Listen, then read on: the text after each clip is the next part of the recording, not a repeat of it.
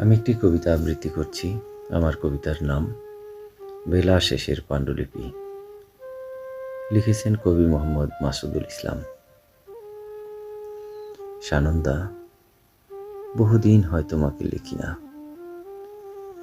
এতদিনে যে সময় পাইনি অথবা লেখার মতো সময় হয়ে ওঠেনি এমনটি নয়, তবুও কেন যেন তোমাকে লেখা হয়নি। জানো তো, যার কোনো কাজ নেই তারই দম ছাড়বার ফুরসতটুকু থাকে না। এরই মধ্যে বহুবার তোমাকে স্মরণ করেছি, ঘুমের ঘোরে বহুবার তোমার নাম ধরে ডেকেছি, স্বপ্নের ফেরিওয়ালা হয়ে বহুবার তোমার হাতে হাত রেখে অশান্ত দুপুর কাটিয়েছি। ঘুম ভাঙার পর তবু কেন যেন তোমাকে আর লেখা হয়নি।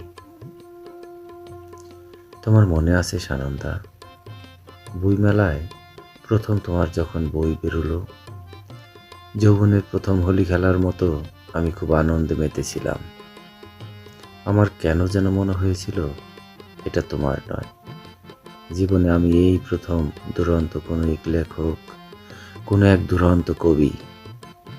কেন যেন মনে হয়েছিল তোমার লেখা কবিতার প্রতিটি কথা, প্রতিটি শব্দ, প্রতিটা লাইন একান্তই আমার মনের নিভৃতে গাথা অপ্রকাশিত আকুতি।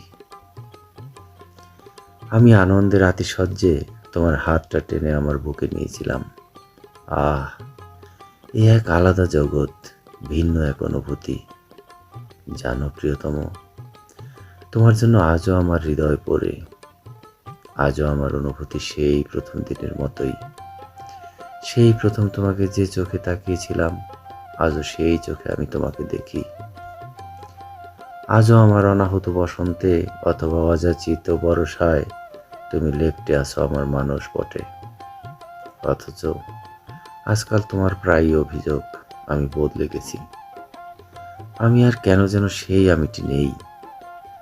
এখন দিন যায় আর অভিযোগ বাড়ে, বাড়তে বাড়তে দিনকে দিন অভিযোগের পাল্লা ভারী হতে ভারী হচ্ছে কেবলই।